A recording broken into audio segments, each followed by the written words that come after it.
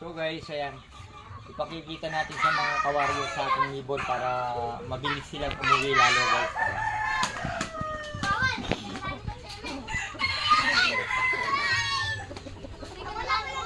Oh.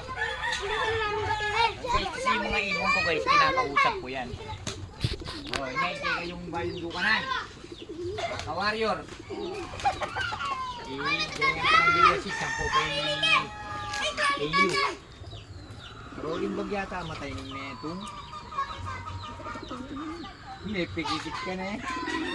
Natutuka kasi sila guys kapag nasa ano sila, sa yung lalagyan ng kalapati pag tinitrin nila. Natutuka sila, tingnan mo na magayo isa. Ayan o, isang tingin ka na nyo boy. Oh. Ayan guys, pinakikita ko sa kanila guys, tapos kinakausap ko sila guys. So guys, maraming salamat sa inyo guys. Huwag niyo kalimutan ni like and share and subscribe. Pakipindot na rin po yung notification bell.